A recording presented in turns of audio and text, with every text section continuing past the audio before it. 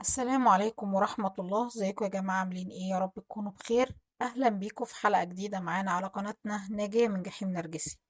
للي لسه ما يعرفنيش او جديد معانا في قناتنا، انا نيفين، موجهة استشارية متخصصة علاج سلوكي جدلي وعلاج سلوكي معرفي واضطراب ما بعد الصدمة والتشافي من العلاقات المسيئة.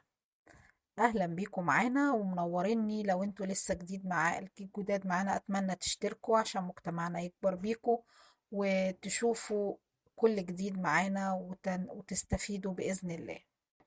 فيديو النهاردة لسان فاكنين، فيديو برضو قوي جدا يا جماعة. بيعرفنا ايه هو التعزيز المتقطع، ايه هو السخن والبارد اللي بيعيشك فيه النرجسي طول الوقت، وازاي بيتكون عندك بالتعزيز المتقطع ده التروما بوند او رابطة الصدمة. ايه اللي بيخليكي مستمرة في علاقتك مع النرجسي بالرغم من كل الأذى اللي بتشوفيه، ومع ذلك مكملة. تعالي افهمي معايا ليه ده بيحصل. ليه انتي عرفتي كل ده او شفتي، سوري معرفتيش يعني لسه، ليه انتي كنتي بتشوفي كل الاذى ده ومستمرة في علاقتك مع النرجسي؟ بيقول سان فاكنين انك كضحية في علاقة نرجسية مسيئة، انتي بتتلقي اشارات منتظمة من المعاملة القاسية، من الإساءة، من الإيذاء. بتتلقي كل ده بصورة ريجولر منتظمة، كل شوية بتاخدي نوع إيذاء معين. وبعد كده بين وقت والتاني يبتدي يديلك النرجسي شوية حب، شوية مودة. تلاقيه فجأة بقى لطيف، فجأة بقى بيندهلك باسمك أو بيدلعك كمان. تحسي إنه بيديكي مكافأة، مكافأة علشان تستمري وتستحملي الوجع. بيقولك سانفاكنين إنك لما بتتعرضي لتيار شديد مستمر من الإساءة، فبتبقي خلاص عارفة انت في ايه ومتوقعة بعد كده ايه، عارفة قواعد اللعبة، عارفة ان اللي جاي أسوأ وأسوأ. كل شوية خلاص أنا عرفت البني آدم اللي قدامي، عرفت إنه بيأذيني، عرفت إنه ما بيسمعنيش أصلا كلمة حلوة، مفيش حاجة بترضيه، مفيش حاجة هتخليه مبسوط مني، مفيش حاجة هتخليه يبصلي بصة حب أو ود أو رضا. فخلاص أنا متوقعة منه كل اللي هيعمله فيا بعد كده. لكن اللي بيحصل بقى مع النرجسي إنه بيضرب لك كل توقعاتك، بيديكي شوية حب من لحظة للتانية علشان ما تعرفيش بعد كده انت ممكن يحصل لك ايه، علشان ما تتوقعيش منه اي حاجة، عشان ما تبقيش فاهمة ايه اللي ممكن يحصل لك بعد كده. يا ترى هيبقى كويس، يا ترى هيبقى وحش، يا ترى هيجي من بره ضارب بوز وبيبص لي من فوق لتحت، او مثلا يتلكك لي على خناقة، ولا هيجي بيضحك وبشوش وبيكلمني حلو وبيدلعني وجايب لي حاجة حلوة وهو جاي. تبقي مش عارفة راسك من رجليكي، تفضلي طول الوقت في حيرة وطول الوقت بتفكري يا ترى النهارده هيبقى ايه. يخليكي كده دايما الرادار اللي جواكي او الاشاره اللي عندك اشاره غير مستقره.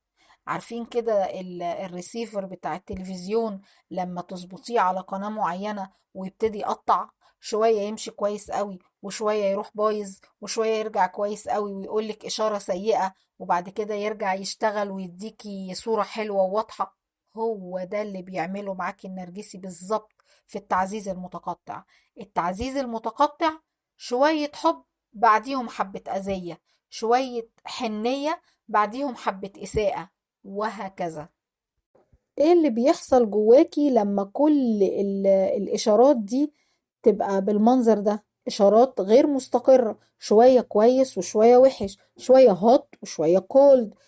ايه اللي بيحصل جواكي انتي لما بتشوفي الإيذاء بمفهومه الواضح والصريح، وانه قد ايه بيأذيكي وقد ايه بيسئلك وقد ايه بيتعمد يهينك، وبعدها بشوية بينده عليكي وبيكلمك كويس جدا وكأن مفيش حاجة حصلت؟ ايه اللي بيحصل جواكي لما بتحسي ان انتي في وقت معين او في لحظات معينة ان انتي ولا حاجة، انتي مجرد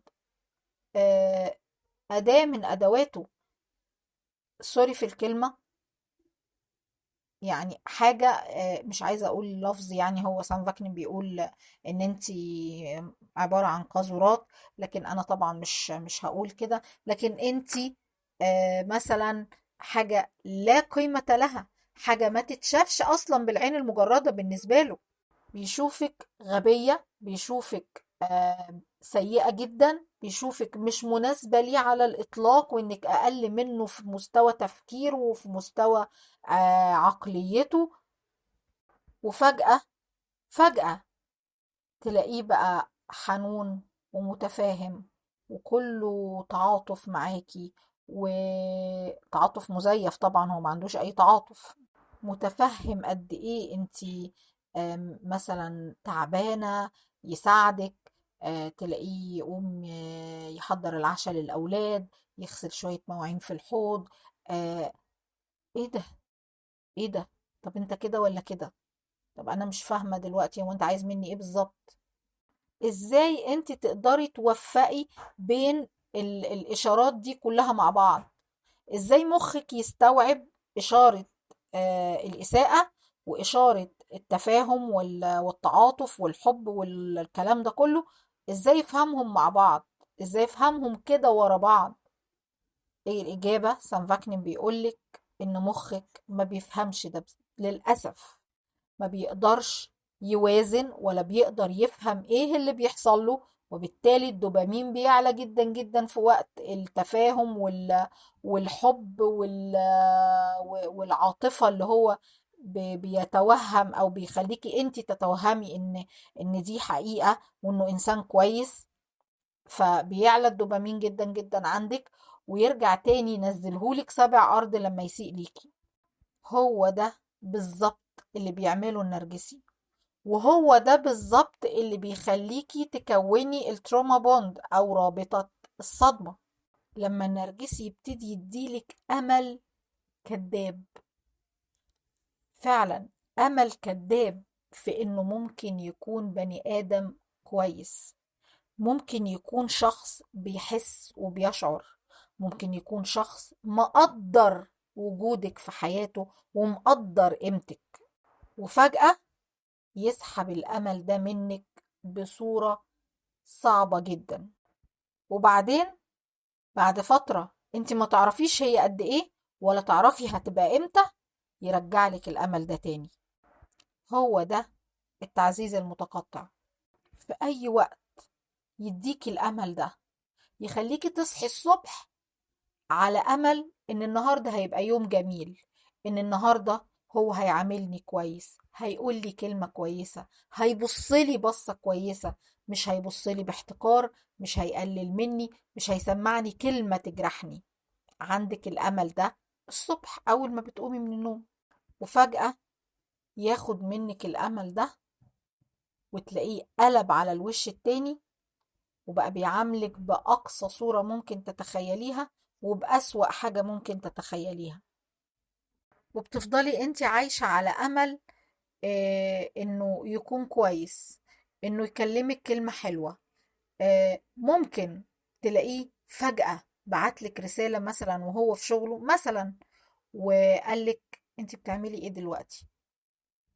جيتي على بالي وانا بشتغل، قلت اكلمك، تصدقي انك وحشتيني مثلا. فتبتدي الدوبامين عندك يعلى جدا جدا، وتحسي بنشوة وتحسي بفرح وبحب. يا الستارة السوداء اتشالت، الدنيا حلوة، الأيام اللي جاية هتبقى حلوة، النهاردة هيجي وهيبقى كويس وهيقولي وهنقضي يوم لطيف. وأول ما يرجع من الشغل يروح مركب الوش الخشب ويقابلك بمنتهى الغضب لأي سبب من الأسباب، إنك مثلا رنيتي عليه وهو سايق، وإن حذرتك قبل كده إنك ما ترنيش عليا في الوقت دوت عشان ببقى سايق وما أقدرش مش عارف إيه، ويبتدي موجة غضب كبيرة جدا جدا لسبب تافه، أو لإنك ما استقبلتيهوش الاستقبال اللي المفروض يليق بيه وهو جاي. تمام؟ فتبتدي تنزلي من سابع سما لسابع أرض على جدور رقبتك، وهو ده اللي هو بيعمله. وتبتدي ترجعي تاني تفكري، ما يمكن كمان شوية يديني حبة حب وحبة حنية. وده اللي تفضلي عايشة عليه بقى، انك مستنية الوقت الكويس، مستنية الكلمة الحلوة، مستنية النظرة الحلوة، مستنية ينده عليكي، مستنية يقولك انت بتعملي ايه دلوقتي، مستنية اي حاجة منه. وهي دي رابطة الصدمة اللي بتخليكي تستني وتستحملي الإساءة وتستحملي الإيذاء، على أمل إنك بعد كده هتلاقي المكافأة، وهي شوية الحب والحنية أو فتافيت الاهتمام اللي هو بيرمهم لك. لازم تفضلي طول الوقت حاسة بالخوف والتوتر و... وعدم الأمان، لأنه مش معيشك حالة استقرار أبدا، ولا إشارة من الإشارات اللي بيبعتها لك إشارة مستقرة أبدا. لازم تفضلي طول الوقت hot and cold، ويفضل هو بس اللي معاه المفتاح بتاع تحرير روحك وبتاع استقرارك من التوتر والقلق ده. هو الوحيد اللي يقدر يديكي شوية الحب ويرجع يحوشهم منك تاني، زي الشخص بالظبط اللي بيعودك على الإدمان وانت فعلا بقيتي مدمنة، بقيتي مستنية لحظات الحب بينكو، مستنية الكلمة الحلوة، مستنية هو امتى هيديني الجرعة الجاية. تفضلي مشوشة، ما انتيش عارفة إذا كان هو كويس ولا وحش. انتي مستنية الشخص اللي أساء معاملتك، الشخص اللي أذاكي، يبقى هو سبب سعادتك ومصدر سعادتك، هو الحضن اللي هتترمي فيه وتعيطي، هو الحضن اللي هيحتويكي ويحسسك بالأمان، مع انه هو نفس الشخص المسيء. بس هو ده اللي بيعمله معك النرجسي، انه بيعودك على تروما بوند، بيعودك وبيعمل معاكي تروما بوند وبيخلقها جواكي وبيقويها يوم عن يوم علشان ما تقدريش تسيبيه. بيديكي التعزيز المتقطع اللي بنقول عليه، زي الإدمان بالظبط، زي جرعات الهيروين اللي بتدخل جوه جسمك وجوه دمك وما بتقدريش تستغني عنها بعد كده. بيقول سانفاكنين كمان إن ممكن التعزيز المتقطع يكون بصورة ريجولار منتظمة تبع جدول زمني محدد، يبقى بعد مثلا أسبوعين من الإساءة والمضايقات والصمت العقابي وعيشك فترة خوف وألم، يبتدي يهدي اللعب معك شوية، يديكي حتة بونبوني او كوكيز او حاجة حلوة كده، يعني على اساس انه يهدي شوية من الاساءة ديت، وما ما تتضايقيش اكتر من كده وما تنهاريش بقى. انا مش عايزك تنهاري وتقعي، لا، خدي دي الحتة البونبوني دي علشان تقدري تقفي على رجليكي كده ونبتدي نلعب من اول وجديد. فيقلل شوية من الإساءة ويحبك حبة، يديكي علاقة حميمة كويسة،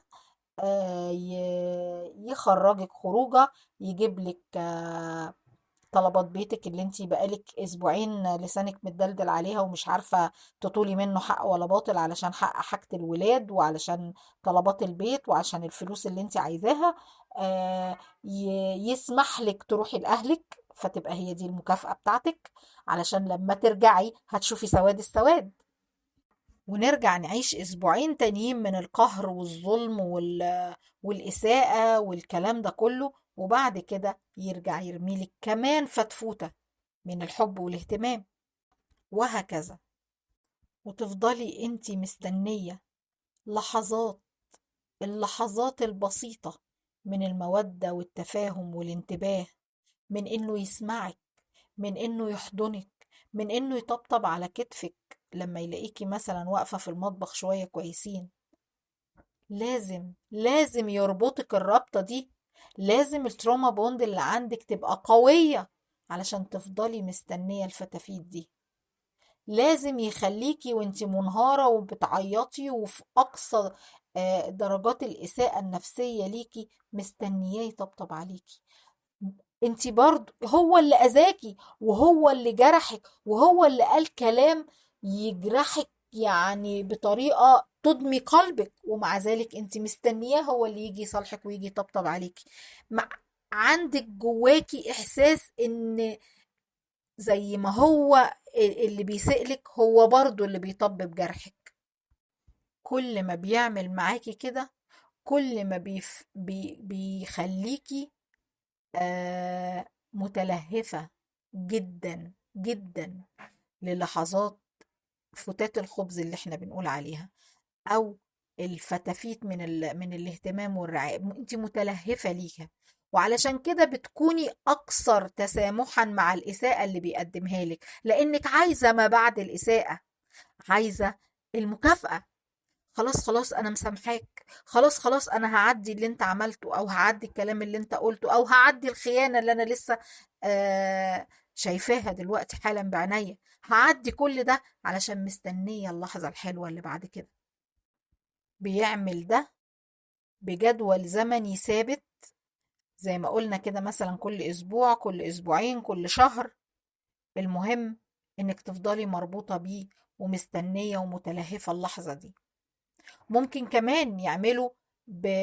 مش بجدول زمني ثابت، يعملوا بشكل مفاجئ، بشكل آه يعني انت ما تتوقعيهوش.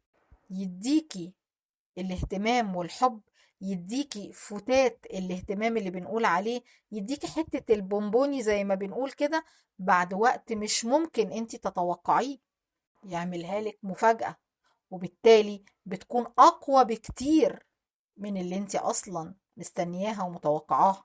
وده برضو بيخليكي تتسامحي جدا جدا مع الإساءة من أي نوع، أيا كان إيه اللي بيعمله معاكي النرجسي، فانت بتسامحي وبتفوتي علشان عايزة لحظات الحب اللي هتيجي بعد كده.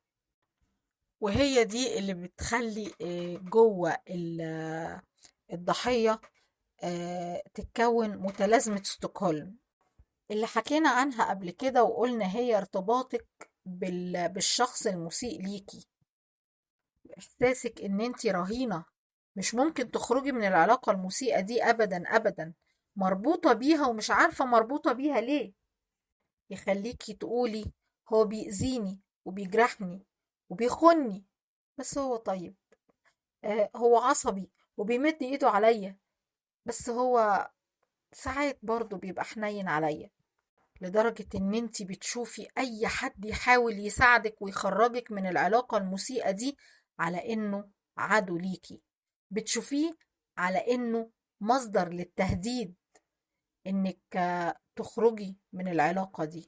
لو حد نصحنا، لو حد قال لنا ان احنا ازاي مستحملين نعيش مع شخص زي دوت، ازاي مستحملة كل اللي بيعمله فيكي، تعتبري اللي بيكلمك ده عدو وتهاجميه وتقولي له انت مش فاهم حاجة، وتطلعي ألف مبرر وتطلعي ألف ميزة في الشخص النرجسي، رغم انه ما فيهوش ولا ميزة طبعا، بس انت شايفاه كده لانك خايفة تخرجي من الكومفورت زون بتاعتك، خايفة انك آه رابطة الصدمة اللي عندك تتكسر ويخرج النرجسي من حياتك، خايفة الهروين اللي بيديهولك النرجسي كل شوية جرعة بعد جرعة ينقطع عنك وتموتي. عشان كده بقولك، لو حاسة فعلا فعلا انك فقتي وعرفتي ايه اللي بيحصل لك، اوعي تترددي ابدا في انك تلجئي لحد يساعدك، مستشار نفسي يتكلم معاكي، معالج نفسي يطلعك ويفهمك كل اساليب النرجسي ويحاول يخرجك من اللي انت فيه. خدي معلومات كفاية على قد ما تقدري، تمام؟ اخرجي من الانكار اللي انت فيه، وانك تبقي مزبهلة وفاتحة بقك كده وما انتيش فاهمة ايه اللي بيحصل لك. خلاص بقى عدي المرحلة دي. ولو انت لسه عايشة مع النرجسي، وقفي كل اللي بيحصل ده، وقفي الإساءة اللي بتحصل لك، سواء كانت إساءة جسدية أو عاطفية أو أيا كان شكلها إيه. وقفي كل ده، حبي نفسك أكتر وسامحيها أكتر. اكتبي كل حاجة بيعملها معاكي النرجسي علشان تقدري ترجعي لها وتشوفي مدى بشاعة اللي كان بيعمله فيكي. اسمحي لنفسك انك تحزني، مفيش مشكلة ابدا انك تلومي نفسك ولو شوية بسيطة عن انك ساكتة ومستحملة اللي بيحصل لك. تعاطفي مع نفسك وقولي انا ما كنتش اعرف ودلوقتي انا عرفت وعليا مسؤولية. واجهي العنف اللي بيعمله معاكي النرجسي بحكمة مش برعونة. ما تقفيش قدامه في ساعة غضبه وتقولي له انت نرجسي. طب ما هو هيخبطك بحاجة، طب ما هو هيعورك، طب ما هو هيتهمك تهمة بشعة مثلا، او هيشوه سمعتك قدام اولادك. خليكي حكيمة وصبورة وعاقلة.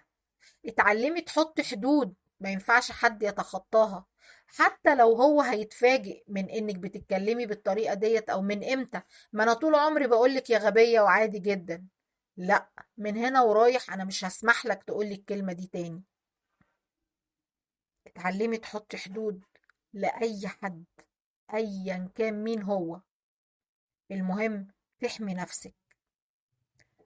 التعزيز المتقطع اسلوب قذر من اساليب النرجسي، بتخليكي فعلا مدمناه، بتخليكي فعلا مش عارفة تخرجي من العلاقة دي، لدرجة انك بعد سنين وسنين وممكن يعدوا 20 و30 سنة تقولي انا ليه كنت ساكتة كل ده؟